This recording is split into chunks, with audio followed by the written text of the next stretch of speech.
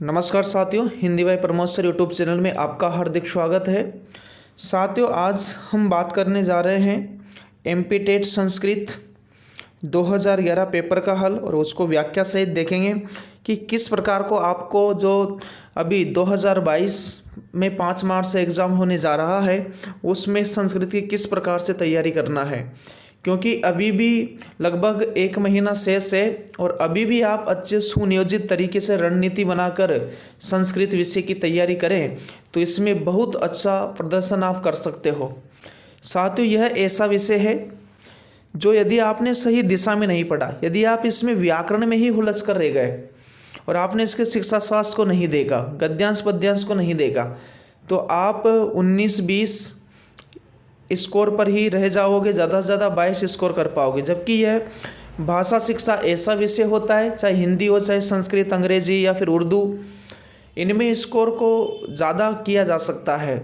तो आपको क्या करना चाहिए, आपको पुराने प्रश्न पत्र को अच्छी तरह पढ़ना चाहिए। किस लेवल के प्रश्न पूछे गए हैं, उनकी प्रकृति क्या है, व्याकरण के कहाँ कहाँ से प्रश्न पूछे गए हैं, तो अभी अपन इसका समाधान करेंगे व्याख्या सहित। तो इससे आपको यह भी पता लगेगा कि अपन को किस लेवल पर पढ़ाई करना है और कितनी गहराई से चीज़ों को देखना है। यदि आपका कोर्स 1-2 बार या 2-3-4 बार कंप्लीट हो गया तो आप यह कर सकते हो कि एक समूह में 3-4 छात्र मिलकर के कक्षा 5 से 10वीं तक की आप संस्कृत की किताब लीजिए और उसके जितने भी गद्यांश पद्यांश है उनको पढ़ डालिए। एक तो यह काम आप कर सकते हो। दूसरी चीज़ मैं आपको बता देता हूँ कि आपको क्या करना चाहिए कि अभी जो अपन यह प्रश्न पत्र देख रहे हैं तो इसमें मुश्किल से संस्कृत व्याकरण के 2 प्रश्न पूछे गए हैं, भाषा प्रथम में और वहीं भाषा द्वितीय में भी 2 प्रश्न पूछे गए हैं। यानी संस्कृत के 60 प्रश्न जो 2011 शिक्षक भर्ती प्राथमिक शिक्षक भर्ती परीक्षा में आपके पूछे गए थे संस्कृत से, उनमें सिर्फ 4 प्रश्न व्याकरण के आए हैं। तो इसका तात्पर्य ये भी नहीं है कि अपन व्याकरण को पढ़ना ही छोड़ दें, ऐसा भी नहीं है। यानी मुख्य मुख्य टॉपिक तो आपको पढ़ना चाहिए। व्याकरण के मुख्य टॉपिक की बात करें जैसे संधि, समास, उपसर्ग, प्रत्यय, कारक, विभक्ति, लिंग वचन, लकार और प्रत्यय, तो ये ऐसे टॉपिक है जिनको आपको पढ़ना चाहिए। और क्योंकि 2011 का पेपर तो ऑफलाइन हुआ था, इस बार आपके पेपर की प्रकृति भी चेंज है। दूसरी चीज़ यह है कि इस बार ऑनलाइन पेपर हो रहा है तो एक पेपर तो होना नहीं है, कम से भी कम 15 दिन आपका एग्ज़ाम चलेगा और 15 दिन के दोनों शिफ्टों को देखें अपन तो आप देखिए इतने सारे गद्यांश पद्यांश जो कलेक्शन वो भी करेंगे तो कक्षा 5 से और 10वीं तक की किताब में से करेंगे अधिकतर। तो वही जो अपठित गद्यांश पद्यांश हैं उनमें से 15 प्रश्न आएंगे और 15 प्रश्न में भी कुछ व्याकरणिक प्रश्न होंगे पद्यांश में से। तो वही अपठित यदि आपने पढ़ लिया एक बार भी तो वही पठित हो जाएंगे आपके लिए और फिर यहाँ प्रश्न सही करना और आसान हो जाएगा। तो व्याकरण पर भी कुछ मुख्य टॉपिक पर फोकस करें, उसके अलावा संस्कृत में शिक्षा शास्त्र पर ज़्यादा फोकस करें।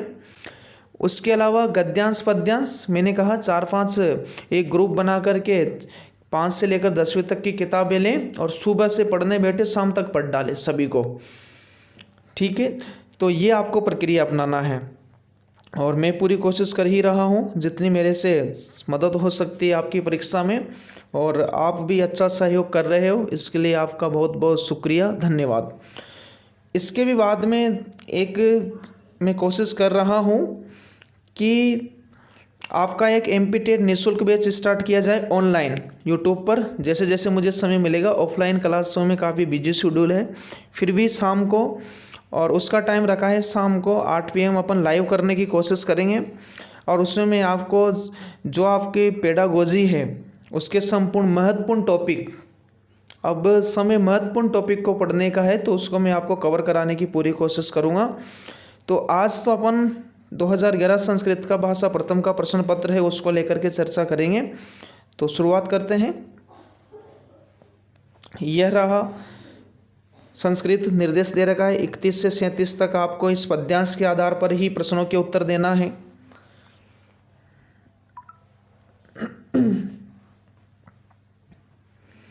पद्यांश से, साथ के साथ मैं इसका हिंदी अनुवाद भी करता जाऊंगा, आप ध्यान रखिएगा और ध्यानपूर्वक सुनिएगा, क्योंकि यहाँ मेरी सिर्फ आपको आवाज़ सुनाई दे रही है, मैं प्रत्यक्ष रूप से दिख नहीं रहा हूँ, तो आपको ध्यानपूर्वक सुनना ही पड़ेगा, तब जाकर एक एक चीज़ को आप ग्रहण कर पाओगे, आत्मसात कर पाओगे। आप्तसु मित्रम जानीयात युद्धे शूरम ऋणे शुचिम भार्यां क्षीणेषु वित्तेषु व्यसनेषु च बांधवान। इसका हिंदी अनुवाद है कि आप्तसु मित्रम, आपत्ति काल में मित्र की, युद्धे शूरम, युद्ध काल में वीर की, ऋण देने व लेने में व्यवहार, ऋणे शुचिम, ऋण देने व लेने में व्यवहार में सत्यता की, व्यवहार में सत्यता की, निर्धनावस्था, क्षीणेषु, निर्धनावस्था में पत्नी की, भार्यां क्षीणेषु, निर्धनावस्था में पत्नी की, एवं संकट काल में बांधवों की परीक्षा, यानी अपने सगे संबंधियों की परीक्षा होती है। तो आपत्ति काल में मित्र की, युद्ध काल में वीर की, ऋण देने व लेने में व्यवहार में सत्यता की, और निर्धनावस्था में पत्नी की, एवं संकट काल में अपने बंधुओं की, भाई बंधुओं की परीक्षा होती है। दूसरा श्लोक है, न सा सवा यत्र न शन्ति वृद्धाः न ते वृद्धा ये न वदन्ति धर्मं नासौ धर्मौ यत्र न सत्यमस्ति न तत्सत्यम यच्चलेन अभ्युपेतम। इसका हिंदी अनुवाद होगा, न सा सभा यत्र न शन्ति वृद्धाः, वह सभा वास्तव में सभा नहीं यदि उसमें अनुभवी वृद्धजन उपस्थित न हो। ठीक है, वह सभा वास्तव में सभा नहीं यदि उसमें अनुभवी वृद्धजन उपस्थित न हो।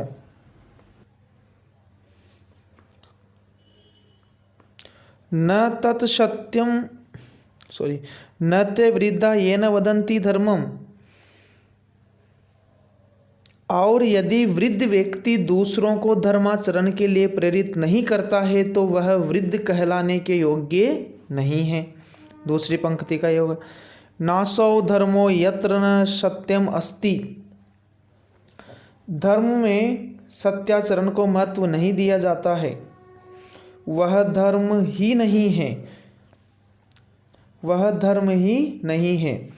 वे व्यक्ति सज्जन नहीं हो सकते, न तम सत्यम, वे व्यक्ति सज्जन नहीं हो सकते जो छल कपट की भावना से ग्रस्त होते हैं। यच्चलेन अभ्युपेतम का अर्थ होता है छल कपट की भावना से, तो वे व्यक्ति सज्जन नहीं हो सकते हैं जो छल कपट की भावना से ग्रस्त हों। तीसरा श्लोक है, चंदनम शीतलम लोके चंदनादपि चंद्रमः चंद्र चंदन योर्मध्ये शीतला साधु संगति। अर्थात संसार में चंदन को शीतल माना जाता है। चंदनम शीतलम लोके, संसार में चंदन को शीतल माना जाता है। चंदनादपि चंद्रमा, लेकिन चंद्रमा चंदन से भी शीतल होता है, लेकिन चंद्रमा चंदन से भी शीतल होता है। फिर कहते हैं कि चंद्र चंदन योर मध्य शीतला साधु संगति, अच्छे मित्रों का साथ चंद्र और चंदन दोनों की तुलना में अधिक शीतलता देने वाला होता है। तो इस श्लोक में यह बताया गया है कि चंदन का स्वभाव भी शीतल होता है, लेकिन उससे भी शीतलता प्रदान चंद्रमा करता है। और सज्जन मित्रों का यदि साथ मिल जाए, अच्छे मित्रों का यदि साथ मिल जाए, वह चंद्र और चंदन दोनों की तुलना में अधिक शीतलता प्रदान करते हैं। नेक्स्ट देखिएगा, अंतिम श्लोक है इसमें, यानी पद्यांश में जो पूछा गया था। देखिएगा, यस्यास्ति वित्तम स नरः कुलीन स पंडितः स श्रुतवान गुणज्ञः स एव वक्ता स च दर्शनीये सर्वे गुणा कांचनम आश्रियन्ते। सर्वे गुणा कांचनम आश्रियन्ते, यह भर्तृहरि के नीति शतक से लिया गया है। तो इसमें कहा गया कि यस्यास्ति वित्तम स नरः कुलीन, जिसके पास धन है वही कुलीन है। कुलीन यानी श्रेष्ठ कुल का। वही पंडित है, वही शास्त्रज्ञ है, वही वक्ता है, वही वक्ता है। यानी इस श्लोक में बताया गया है कि जिसके पास धन है वही कुलीन है, पंडित है, शास्त्रज्ञ है, वक्ता है, सवक्ता च दर्शनीय, वही दर्शनीय है। सर्वे गुणा कांचनम आश्रयन्ते, और इससे यह सिद्ध होता है कि सारे गुण धन में ही है। सारे गुण किस में है? धन में है। अब इसके आधार पर वस्तुनिष्ठ प्रश्नों के आपको उत्तर देना है। तो देखिए, प्रश्न नंबर 31वां यह रहा। अब ध्यानपूर्वक उत्तर देना है आपको।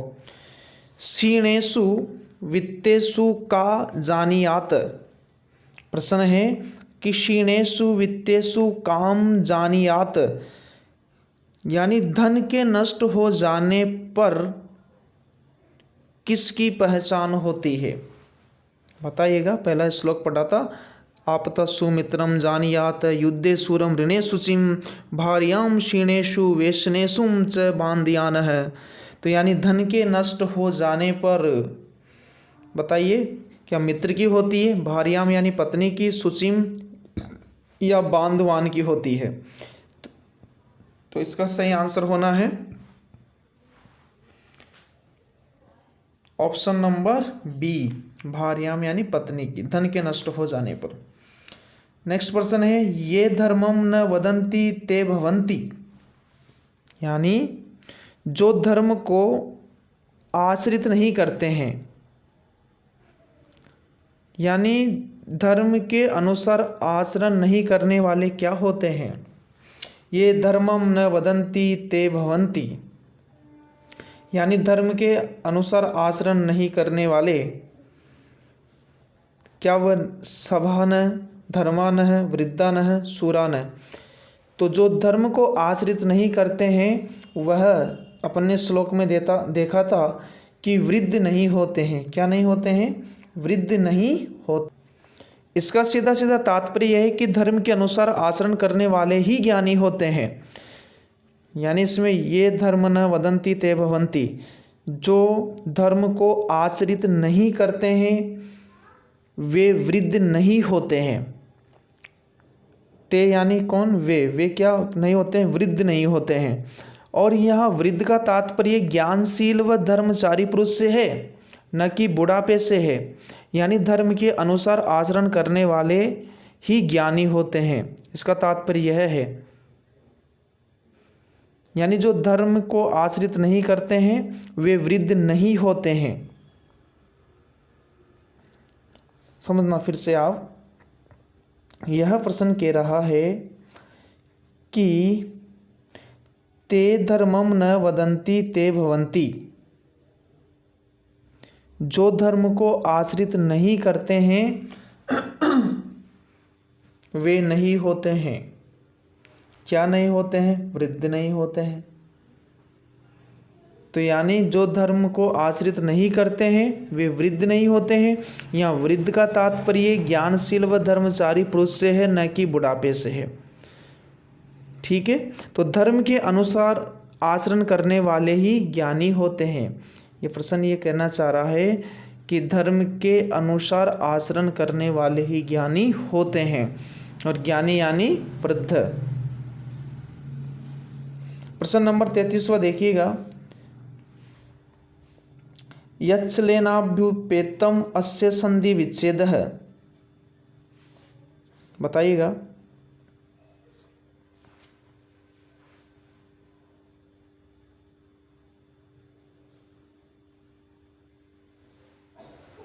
तो इसका संधि विच्छेद होना है यच्छ लेन प्लस अभ्युपेतम, यच्छ लेन प्लस अभ्युपेतम। तो ऑप्शन नंबर इसका हो जाएगा डी ऑप्शन होना है। और यहाँ पर ध्यान रखना दीर्घ संधि है, अकश वर्णः दीर्घः। नेक्स्ट प्रश्न रहा चंदनात् अपि अधिक शीतलम कः वर्तते। चंदनात् अपि अधिकः शीतलः कः वर्तते, यानी संसार में चंदन सबसे अधिक शीतल माना जाता है, लेकिन चंदन से भी अधिक शीतल कौन है, ये प्रश्न पूछ रहा है। तो 34 का सही आंसर आपको पता है, अभी आपने देखा था कि चंदन से भी शीतल तो चंद्रमा है। 35वां प्रश्न है कः नरः कुलीनः पंडितः श्रुतवान गुणज्ञः च भवति, यानी जिस मनुष्य के पास धन होता है वही कुलीन होता है, वही पंडित होता है, वही श्रुतवान होता है, वही गुणवान होता है। तो कह नर कुलीन, यानी कौन सा नर श्रेष्ठ कुल का पंडित श्रुतवान गुणवान होता है। तो इसका जिसके पास धन है, तो देखो भाई यस्य विद्या अस्ति, जिसके पास विद्या है, यस्य वक्तृत्वम अस्ति, जो वक्ता है, यस्य वित्तम अस्ति, जिसके पास धन है, यस्य दर्शनीयत्वम अस्ति। तो इसका सही आंसर होना है ऑप्शन नंबर सी, जिसके पास धन है वही कुलीन होता है, वही पंडित होता है, वही श्रुतवान यानी होता है वेदों का ज्ञाता होता है, और वही गुणवान होता है। बढ़ते हैं नेक्स्ट प्रश्न की ओर। सर्वे जनः किम आश्रियन्ते, सर्वे जनः किम आश्रियन्ते।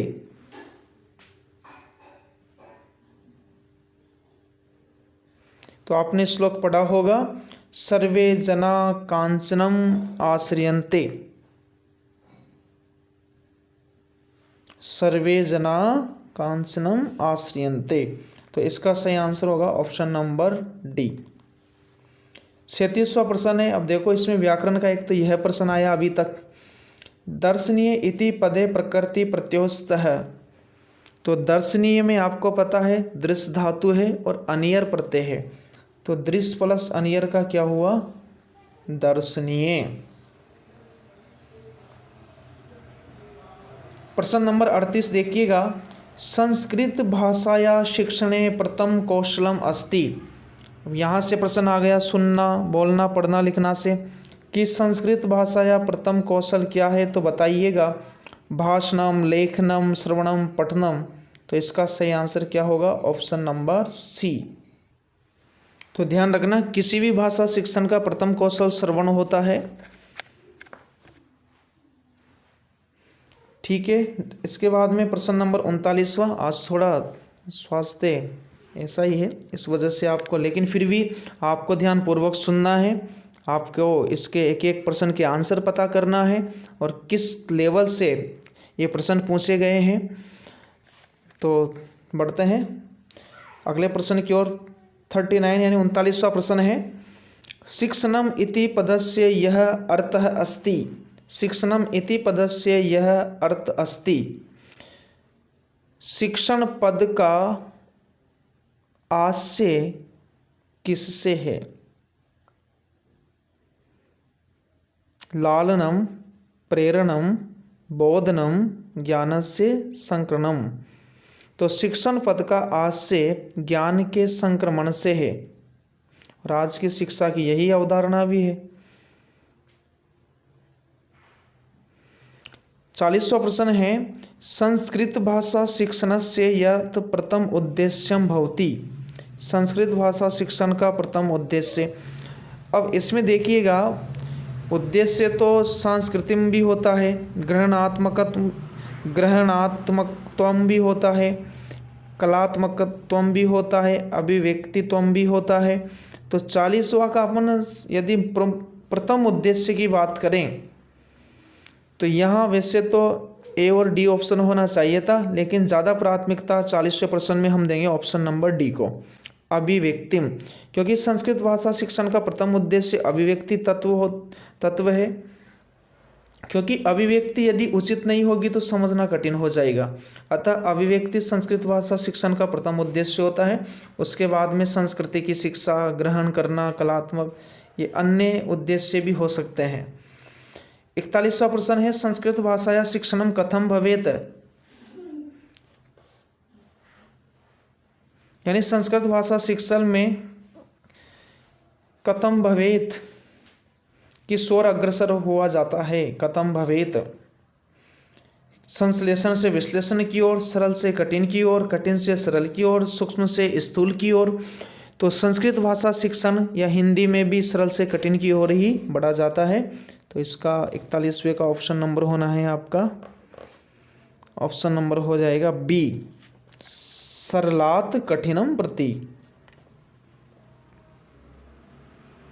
42वां प्रश्न देखिएगा, व्याकरण शिक्षण से या नूतना रीति वर्तते, यानी व्याकरण शिक्षण की नवीन विधि है।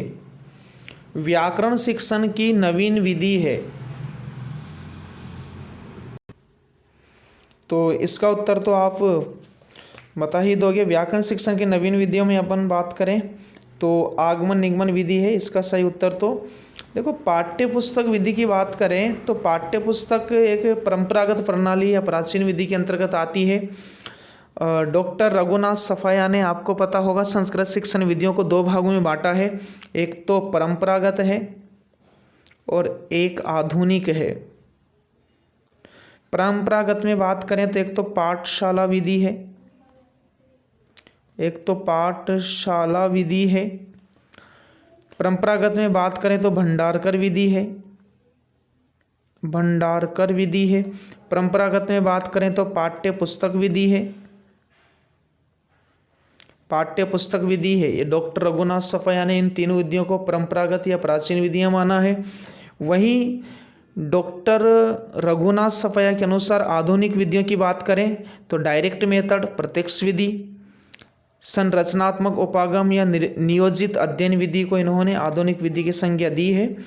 तो व्याकरण शिक्षण की नवीन विधि, और एक तरह से अभी, और जैसे लॉर्ड मैकाले की शिक्षा नीति 1835 के पहले की विधियां तो प्राचीन है और बाद की विधियां नवीन हैं। तो इसमें देखिएगा, नई विधि तो सही आंसर क्या होना है, ऑप्शन नंबर ए, आगमन निगमन विधि। उसके बाद में प्रश्न है संस्कृत शिक्षण प्राचीन प्रणाली अस्ति, संस्कृत शिक्षणस्य प्राचीना प्रणाली अस्ति, प्रत्यक्ष विधि, पाठ्यपुस्तक विधि, पाठशाला विधि, उपयुक्त सर्वा प्रणाली। तो यहाँ पर आपका संस्कृत शिक्षण की अब यहाँ भी समस्या है। यदि प्रत्यक्ष विधि को भी देखें तो प्रत्यक्ष विधि भी क्या है, नवीन विधि है। प्रत्यक्ष विधि भी कौन सी विधि है, नवीन विधि है। और पाठशाला विधि प्राचीन है। अभी पाठ्य पुस्तक को अपन ने, मैंने बोला था डॉक्टर रघुनाथ सफाया के अनुसार ये भी प्राचीन विधि है। लेकिन संस्कृत शिक्षण की प्राचीन प्रणाली, इसका ऑप्शन होगा डी। ऑप्शन क्या होगा, डी होगा, क्योंकि पाठशाला विधि, पाठ्य पुस्तक विधि, ये दोनों तो प्राचीन विधियां हैं ही सही। प्रत्यक्ष विधि भी अपन देखें तो वाल्टर फील्ड की मदर्स मेथड पर, यानी मातृभाषा पर आधारित विधि है। तो यह भी प्राचीन विधि में गिनी जाती है, वैसे नवीन विधि है। इसीलिए यहाँ पर तीनों ऑप्शन इसके सही होंगे। तो उपयुक्त सभी आंसर इसमें सही होगा। 44वां प्रश्न है कक्षाभिनय रीतो या प्रक्रिया भवति सा वर्तते, यानी कक्षा अभिनय रीति में जो प्रक्रिया अपनाई जाती है वह क्या है। कक्षा अभिनय विधि में जो प्रक्रिया अपनाई जाती है वह क्या है। बालका नाटक पात्राणाम अभिनयम कुर्वन्ति, बालक नाटकों के पात्रों के अनुसार अभिनय करते हैं। ऑप्शन बी कहता है कि शिक्षकः कथाया पात्रानुसारं व्याख्या करोति। कक्षा अभिनय विधि में शिक्षक कथा का पात्रों के अनुसार व्याख्या करता है। प्रेक्षागृहे नाटकस्य प्रस्तुतिं ददाति छात्रः, या फिर किसी रंगमंच पर नाटकस्य प्रस्तुतिं ददाति, या छात्र नाटक की प्रस्तुति देते हैं। एषु एका न भवति, इनमें से एक भी नहीं होता है। तो कक्षा की बात हो रही है, न कि रंगमंच अभिनय विधि की बात हो रही है। यदि रंगमंच अभिनय विधि की बात होती तो ए और सी ऑप्शन यहाँ पर हो जाता, लेकिन यहाँ पर कक्षा अभिनय विधि में अध्यापक सबसे पहले 2 या 3 बार नाटक को भावानुकूल पढ़ता है। उसके बाद में छात्र अपने अपने पात्रों का चयन करते हैं और उसके अनुरूप ही फिर छात्र संवाद कहते हैं, और संवाद भी पाठ्य पुस्तक में से देख करके। तो यहाँ 44 का सही आंसर हो जाना है ऑप्शन नंबर बी। शिक्षकः कथाया पात्रानुसार व्याख्या करोति।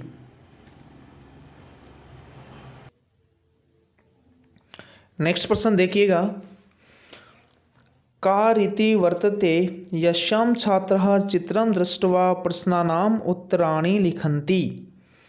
यह प्रश्न कह रहा है कि किस विधि के माध्यम से छात्रों को चित्र दिखाकर प्रश्नों के उत्तर लिखते हैं। का रीति है वर्तते यस्यां छात्रः चित्रं दृष्ट्वा प्रश्नानाम् उत्तराणि लिखन्ति। किस विधि या रीति के माध्यम से छात्रों को चित्र दिखाकर प्रश्नों के उत्तर लिखते हैं। अब यहाँ पर प्रश्नों के उत्तर लिखने की बात हो रही है। यदि चित्र दिखा के पढ़ाया जाता तो फिर चित्र विधि हो जाती, लेकिन यहाँ पर तो देखो आगमन विधि तो किस शिक्षण की हो गई, व्याकरण शिक्षण की, ये इसमें होना नहीं है। फिर चित्र विधि जब होती जब चित्र ही दिखा करके अध्ययन कराया जाता, न कि प्रश्न उत्तर के माध्यम से। और सूत्र विधि भी आपको पता है, आगमन विधि का रूप सूत्र विधि है। सूत्र विधि के जनक पाणिनि, और अष्टाध्याय के व्याकरणिक सूत्रों को याद करने के लिए तो ये आगमन विधि का ही रूप है। उसके बाद में फिर बच क्या जाता है, प्रश्नोत्तर रीति। तो 45 का सही आंसर होना है ऑप्शन नंबर बी। भाषा या शिक्षण है यह केंद्रम भवति। भाषा शिक्षण के केंद्र में कौन है, ये तो आपको पता है, बालक होता है। व्याकरण शिक्षण से यत् उद्देश्यम वर्तते तत् अस्ति। प्रश्न है कि व्याकरण शिक्षण से यत् उद्देश्यम वर्तते तत् अस्ति, यानी व्याकरण शिक्षण का उद्देश्य, व्याकरण शिक्षण से यत् उद्देश्यम वर्तते तत् अस्ति। व्याकरण शिक्षण का उद्देश्य होता है, बताइए क्या होता है व्याकरण शिक्षण का उद्देश्य। लेखन सौंदर्यम, भाषा दोषाणाम ज्ञानम, भाषा दोषाणाम ज्ञानम, श्रवणे दक्षत्वम, शब्द भंडारस्य वृद्धि। तो शब्द भंडार में वृद्धि करना गद्य शिक्षण का उद्देश्य हो गया। लेखन सौंदर्यम लेखन शिक्षण का हो गया। सुनने में दक्षता ये श्रवण कौशल का हो गया। लेकिन भाषा के दोषों का ज्ञान, भाषा के दोषों का ज्ञान या फिर भाषा ज्ञानम व्याकरण शिक्षण का मुख्य उद्देश्य है। और अनुवाद शिक्षण का ध्यान रखना, अनुवाद शिक्षण का द्विभाषा ज्ञान है। अनुवाद शिक्षण का द्विभाषा ज्ञान है मुख्य उद्देश्य, और व्याकरण शिक्षण का भाषा ज्ञान है। अनुवाद शिक्षण का द्विभाषा ज्ञान, व्याकरण शिक्षण का भाषा ज्ञान या भाषा के दोषों का ज्ञान है। 48वां प्रश्न है कि संस्कृत भाषाया शिक्षणे मौखिका अभिव्यक्ति यत् साधनम वर्तते। प्रश्न कह रहा है कि संस्कृत भाषा शिक्षणे मौखिका अभिव्यक्ति यत् साधनम वर्तते, यानी संस्कृत भाषा शिक्षण में मौखिक अभिव्यक्ति का जो साधन है वह कौन सा है। तो मौखिक अभिव्यक्ति का चर्चा परिचर्चा है, कथा कथनम है, कविता या पाठकरणम है, उपयुक्त सर्वाणी। तो यहाँ पर आंसर क्या होगा, ऑप्शन नंबर डी, उपयुक्त सर्वाणी। 49 प्रश्न है कि भाषायाः पठन समय चेत छात्र अशुद्धम उच्चारणम करोति तदा कारणीय है, यानी भाषा के पठन या पढ़ने के समय यदि छात्र अशुद्ध उच्चारण करता है तो उसके लिए क्या करना चाहिए, उसके निवारण के लिए क्या करना चाहिए, तदा कारणीय है।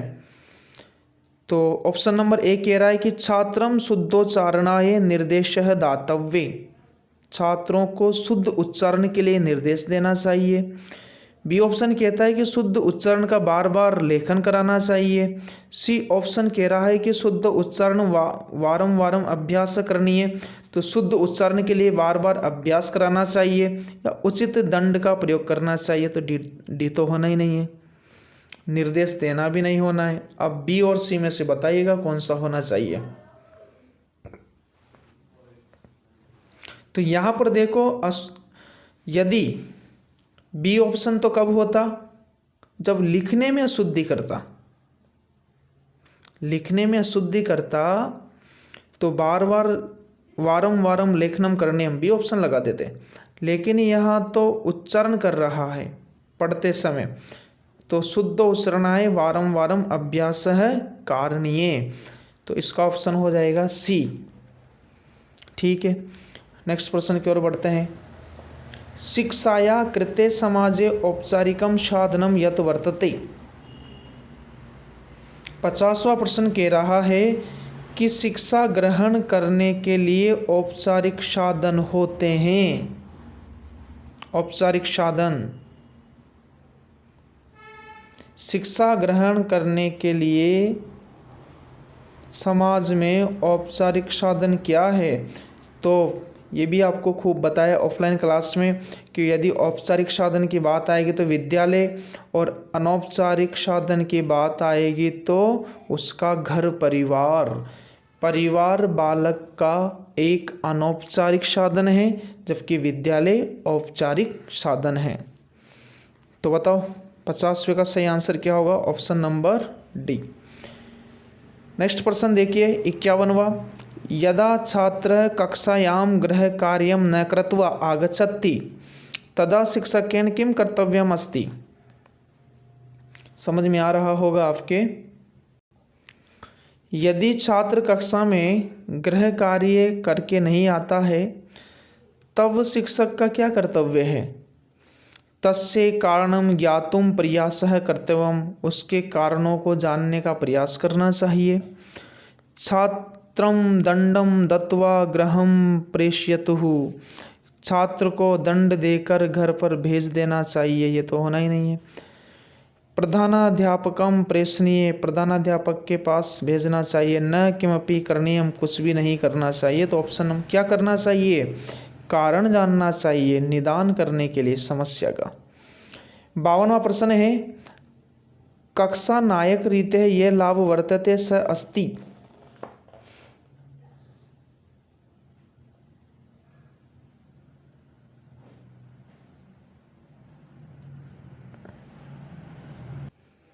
कक्षा नायक विधि आपने पढ़ी होगी। कक्षा नायक विधि में देखो छात्रों क्या होता है, कक्षा नायक में विधि जब गुरुजी कभी कभी छात्रों की परीक्षा लेने के लिए, शिष्यों की परीक्षा लेने के लिए कभी कभी या तो बाहर भ्रमण पर चले जाते थे या फिर अस्वस्थ हो जाते थे, तो उस समय किसी एक होनहार विद्यार्थी को गुरुकुल के संचालन की जिम्मेदारी दी जाती है। तो अभी वर्तमान में यही प्रणाली में आपको पता होगा कक्षा में मॉनिटर बनाया जाता है।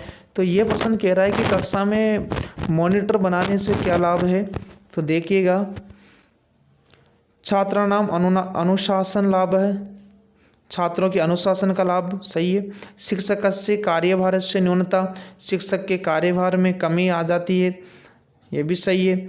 अध्यापक से अनुपस्थितो अपि शिक्षण कार्यम, यदि अध्यापक विद्यालय नहीं आता है तो तब भी शिक्षण कार्य किया जा सकता है।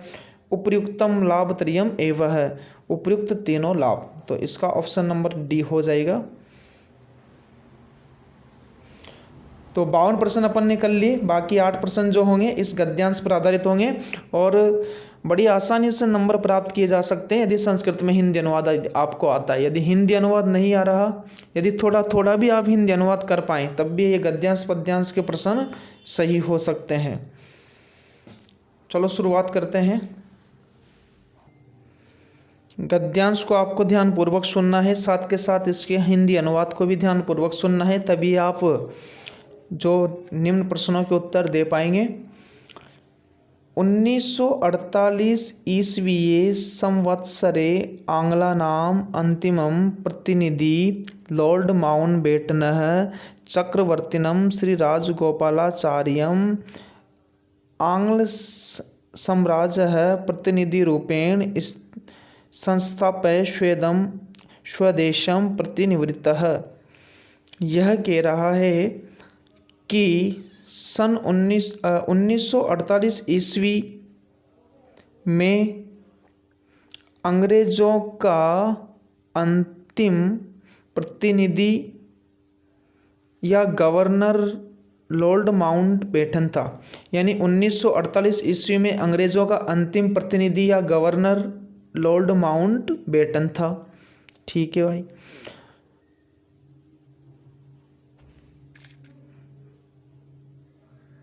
चक्रवर्तीनम और लॉर्ड माउंटबेटन था, उसने राजगोपालाचारी को आंग्ल साम्राज्य यानी अंग्रेजी साम्राज्य का प्रतिनिधि बनाकर अपने देश वापस चला गया।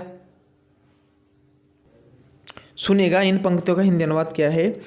1948 ईस्वी में अंग्रेज़ों का अंतिम प्रतिनिधि या गवर्नर लॉर्ड माउंटबेटन था। उसने राजगोपालाचारी को अंग्रेजी साम्राज्य का प्रतिनिधि बनाकर वह कौन, लॉर्ड माउंटबेटन, अपने देश वापस चला गया। ठीक है। 1950 ईस्वी संवत्सरे संविधानस्य निर्माणकार्ये परिसमाप्ते भारतं पूर्णरूपेण स्वतंत्रं जातम्। 1950 में भारत के संविधान का निर्माण कार्य पूरा हो जाता है और भारत पूर्ण रूप से स्वतंत्र हो जाता है। श्री राजेंद्र प्रसादः भारतस्य प्रथमो राष्ट्रपति निर्वाचितः और श्री जवाहरलाल नेहरू च प्रधानमंत्री। श्री डॉक्टर राजेंद्र प्रसाद भारत के प्रथम राष्ट्रपति निर्वाचित हुए और श्री पंडित जवाहरलाल नेहरू भारत के प्रथम प्रधानमंत्री निर्वाचित हुए। फिर है आंग्लानां स्थानेषु सर्वत्र भारतीय अधिकाराणि संस्थापितः, और अंग्रेज़ों के स्थानों पर सर्वत्र सभी जगह भारतीयों का अधिकार स्थापित हो गया। स्वतंत्रे भारते नृपाणां राज्यानां च समस्या नितरां जटिला आसीत है।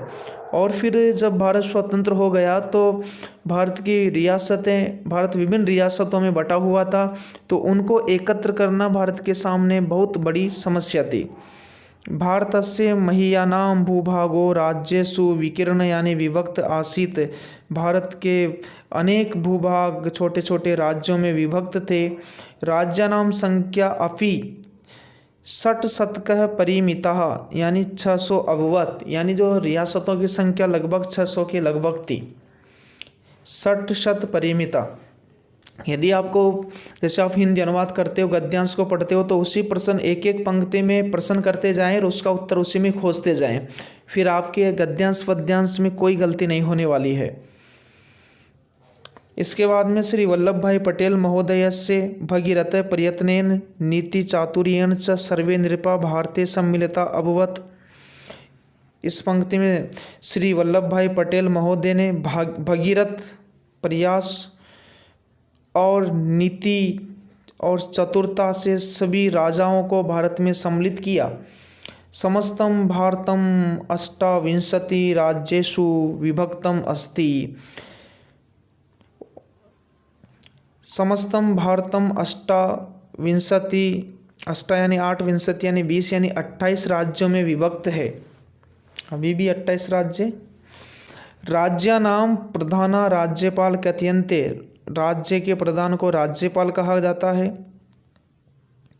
राष्ट्रपति तेषां नियुक्तिं करोति, यानी राष्ट्रपति राज्यपाल की नियुक्ति राज्य में करता है। राज्येषु अपि शासनं केंद्रवत् मंत्री परिषदयतं भवति, और राज्य का जो शासन है वह केंद्र के मंत्री परिषद के अधीन होता है। प्रधान सर्वोपरि मंत्री मुख्यमंत्री ज्ञातम उच्यते, और राज्य में जो प्रधान मुख्यमंत्री होता है। ठीक है, अब इस पर आधारित अपन देखते हैं प्रश्नों को। स्वास्थ्य सही नहीं होने के कारण आज थोड़ा वीडियो बड़ा हो रहा है। कोई बात नहीं, आप थोड़ा स्पीड बढ़ाकर इसको देख सकते हो। आने वाले वीडियो में कोशिश करेंगे पूरी तरह स्वस्थ हो करके और उत्साह के साथ आपकी चीज़ों को पढ़ाया जाए। ठीक है, कुछ प्रश्न और बाकी हैं, इसको पूरा करते हैं। 53 प्रश्न है। आंग्ला नाम अंतिम प्रतिनिधि है, यह आसीत है। देखिएगा,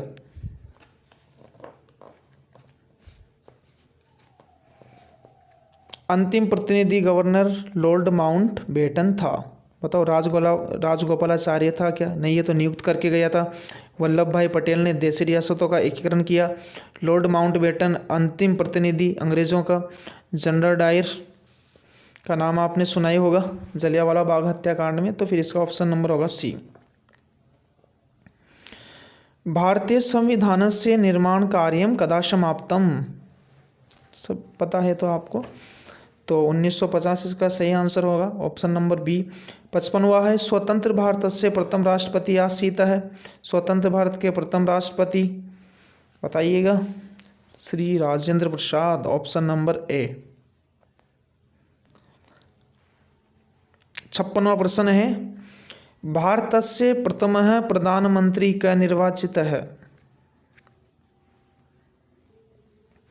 तो इसमें भारत के प्रथम प्रधानमंत्री आपको पता ही है, ऑप्शन नंबर बी हो जाएगा, पंडित जवाहरलाल नेहरू। 57वां प्रश्न देखिएगा। स्वतंत्रात् पूर्वम भारते प्रायशः कति राज्यानि आसन है?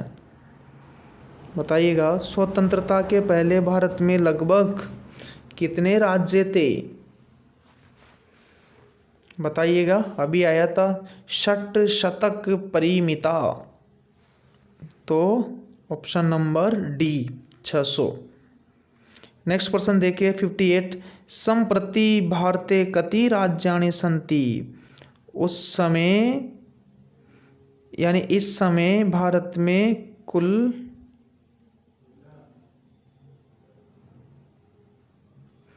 तो देखोगे तो 2011 में हुआ था।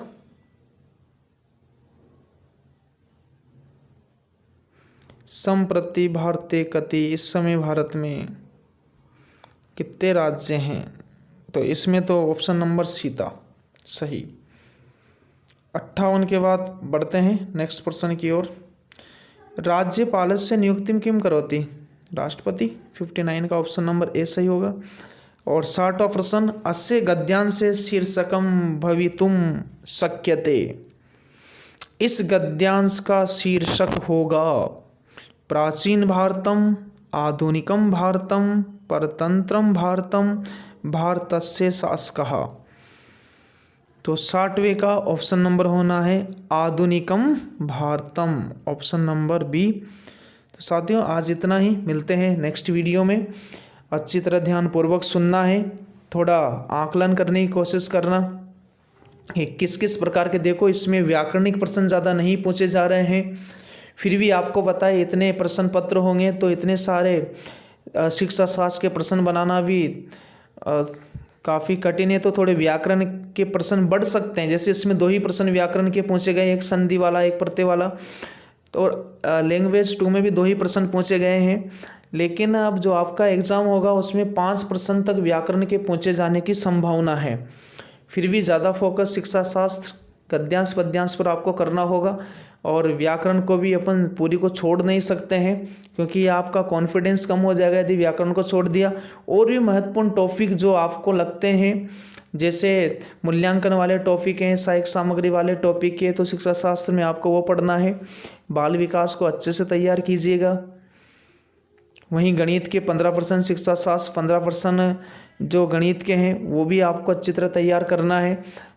समस्या संस्कृत में है। संस्कृत में यह है कि यदि आप व्याकरण में घुस गए तो व्याकरण आपसे काफ़ी समय लगेगा कंप्लीट करने में, जबकि शिक्षा शास्त्र और गद्यांश पद्यांश को आप उससे भी कम समय में सही कर सकते हो, और इनका वेटेज भी ज़्यादा है, यही ज़्यादा पूछे जाएंगे। तो व्याकरण को मुख्य टॉपिक को आपको पढ़ना है, और ज़्यादा समय आपको गद्यांश पद्यांश और शिक्षा शास्त्र को पढ़ने में देना है। ठीक है साथियों, आज इतना ही, मिलते हैं नेक्स्ट वीडियो में। तब तक के लिए जय हिंद, धन्यवाद।